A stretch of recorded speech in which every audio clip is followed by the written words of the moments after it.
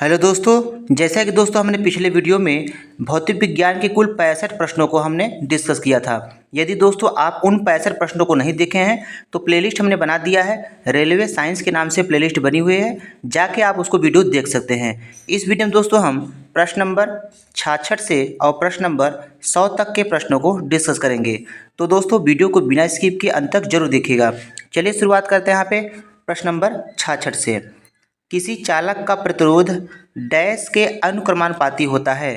तो दोस्तों हम जानते हैं कि किसी चालक का जो प्रतिरोध होता है वो चालक की लंबाई के अनुक्रमानुपाती होता है। अगला प्रश्न देखते हैं। किसी चालक के प्रतिरोध पर उसकी डैश का कोई प्रभाव नहीं पड़ता है। तो दोस्तों चालक के प्रतिरोध पर उसकी आकृति का जो है कोई प्रभाव नहीं पड़ता है। अगला प्रश्न देखेंगे।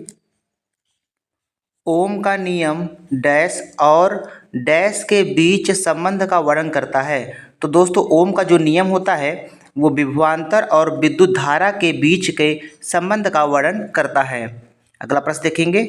ओम का नियम क्या होता है। दोस्तों ओम का नियम क्या होता है, हम जानते हैं दोस्तों इस नियम के अनुसार यदि ताप, दाब आदि भौतिक अवस्थाएं नियत रखी जाए तो तार में प्रवाहित होने वाली जो धारा होती है वो विभवांतर की क्या होती है, समानुपाती होती है। अर्थात धारा आई जो है वो विभवांतर क्या होती है दोस्तों, समानुपाती होती है। अगला प्रश्न देखेंगे। प्रश्न नंबर यहाँ पर 70 है। डैश के अलावा अधातुएं विद्युत की कुचालक होती हैं। तो दोस्तों ग्रेफाइट के अलावा अधातुएं विद्युत की कुचालक होती हैं, जबकि दोस्तों ग्रेफाइट क्या है, सुचालक होता है। अगला प्रश्न देखेंगे। प्रश्न नंबर 71 है। यदि V/I का मान एक नियतांक है तो इसे क्या कहा जाता है। तो दोस्तों हम जानते हैं कि V/I बराबर क्या होता है, R होता है, और R को क्या कहते हैं, प्रतिरोध कहते हैं। तो प्रतिरोध इसका सही उत्तर हो जाएगा। अगला प्रश्न देखेंगे। प्रश्न नंबर 72 है। विद्युत रोधी पदार्थ क्या होते हैं। दोस्तों विद्युत रोधी पदार्थ को जो है कुचालक भी कहा जाता है।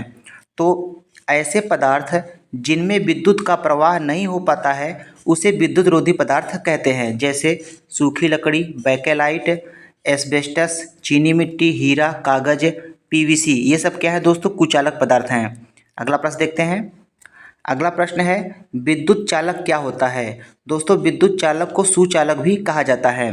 इसकी परिभाषा है ऐसे पदार्थ जिनमें विद्युत का प्रवाह आसानी से हो जाता है उसे विद्युत चालक कहते हैं, जैसे तांबा, एल्यूमिनियम, जस्ता, सोना, चांदी, नाइक्रोम आदि। अगला प्रश्न देखते हैं। प्रश्न नंबर 74 है। किसी चालक के लिए वोल्टेज और धारा ग्राफ की आकृति कैसी होती है। तो दोस्तों किसी चालक के लिए वोल्टेज धारा की जो ग्राफ की आकृति होती है वो एक सरल रेखा या रैखिक की आकृति होती है। जैसा कि दोस्तों देखिएगा यहाँ पे जो है इसका जो है जो ग्राफ बनेगा, ग्राफ कुछ इस तरह से बनेगा। इधर दोस्तों वोल्टेज को प्रदर्शित किया जाता है और ऊपर की तरह धारा को प्रदर्शित किया जाता है। इसका ग्राफ खींचने पर यहाँ पे एक सरल रेखा प्राप्त होती है जिसे रैखिक कहते हैं। अगला प्रश्न देखते हैं। प्रश्न नंबर 75 है।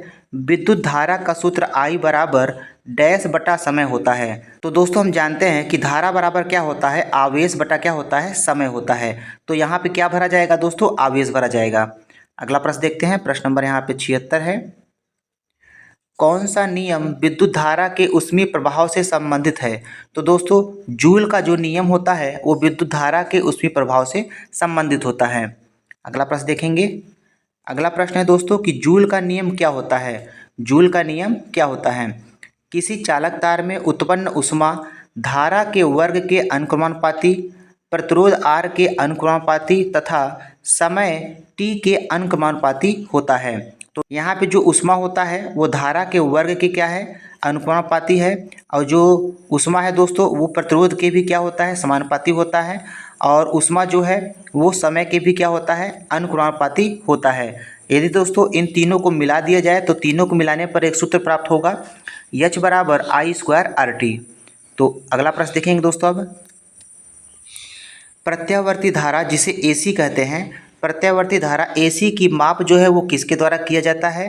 तो दोस्तों प्रत्यावर्ती धारा AC की माप जो है वो प्रेरण अमीटर के द्वारा जो है की जा सकती है। अगला प्रश्न है प्रत्यावर्ती धारा AC के संबंध में कौन सा कथन जो है सत्य है।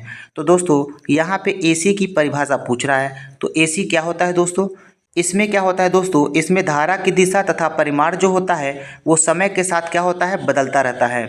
अगला प्रश्न देखेंगे, प्रश्न नंबर 80 है, ऐसे वायर जो घरों में बिजली संचारित करते हैं उसमें किसकी कोटिंग होती है। तो दोस्तों जो घरों में बिजली संचारित करते हैं उनके तार में पॉलीविनाइल क्लोराइड अर्थात पीवीसी की जो है कोटिंग होती है।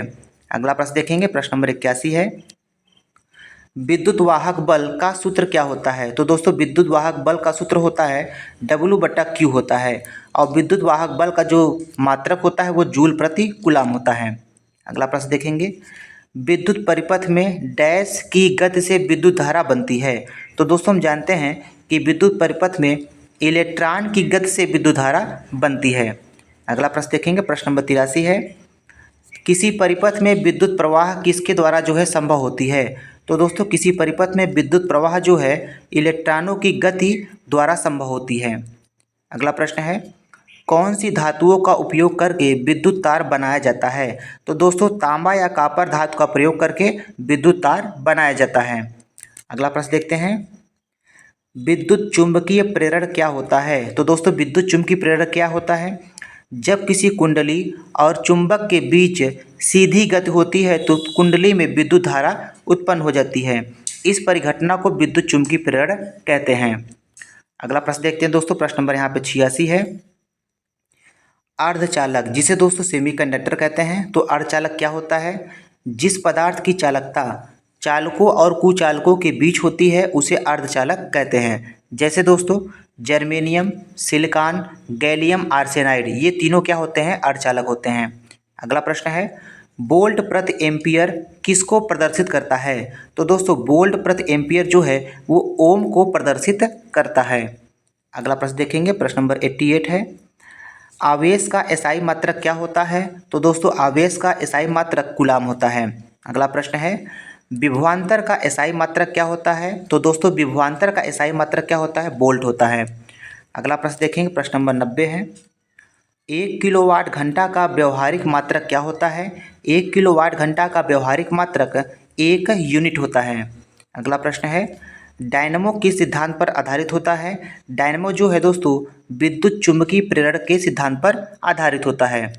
अगला प्रश्न देखेंगे, प्रश्न नंबर 92 है दोस्तों, विद्युत धारा उत्पन्न करने की युक्ति को क्या कहते हैं। विद्युत धारा उत्पन्न करने की युक्ति को जनित्र कहते हैं।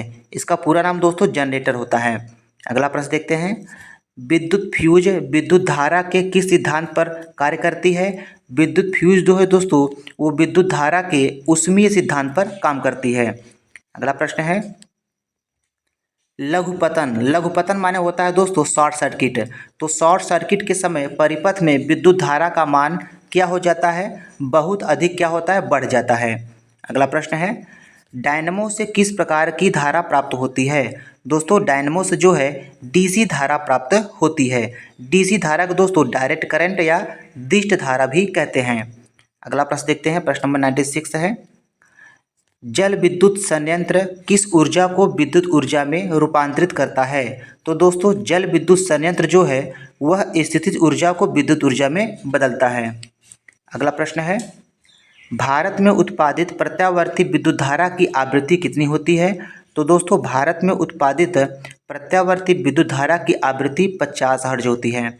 अगला प्रश्न देखेंगे, प्रश्न नंबर 98 है, विद्युत चुंबकीय प्रेरण की खोज किसने किया था। तो दोस्तों विद्युत चुंबकीय प्रेरण की खोज जो है फैराडे ने किया था।